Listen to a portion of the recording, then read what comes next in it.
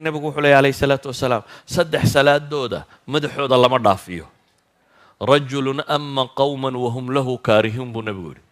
nin dad jujuub iskaga haysto salaad tukiyey iyagoo aan rabin salaadiisa waa khatar dee malaaka dowladdan iyo daddan qasabka ku haystaana ma dhaamayaan u malaynayaa dee salaad qura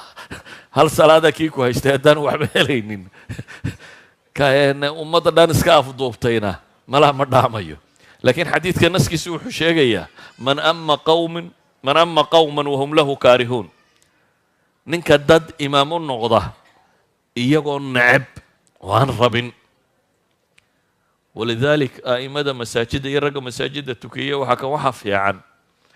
inuu qulubta dadka ilaaliyo oo dadku qof ay raalli ka yihiin inuu noqdo maxay qofka dadka tukinaya oo masaajidka inaan lagu haysanin uun maxaa qorsakaara ma tiraahdaa maxaa tiraahdaa inaanu iska afduubanine inay muslimku wada socdaan qulubtu inay wada socotaaba ka muhiimsan waxa kaloo dhan sidaa ogeed buu nabigu yidhi wamra'atan baatat wa zawjuha calayha saakhitun gabadh hoyatay iyadoo ninkeedu u cadhaysayayana wax laga aqbali maayo idan dumarka muslimiinta waxa saaran inay isku dayaan zawjkeeda inay raali geliso wamra'atan casat zawjaha xataa tarjicna xadiid kale sheegayay ka saddexaad waxa uu nabigu sheegay calayhi salaatu wassalaam ka saddexaad waxa uu nabigu sheegay waa akhawaani mutasaarimaan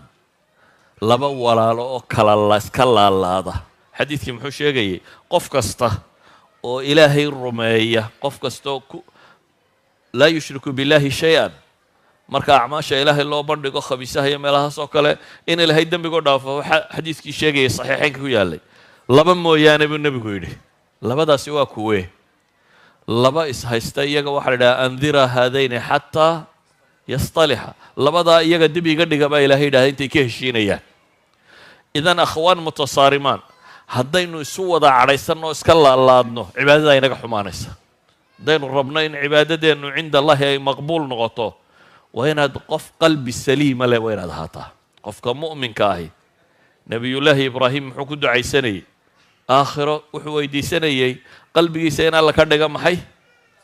qalbi caafimaad qaba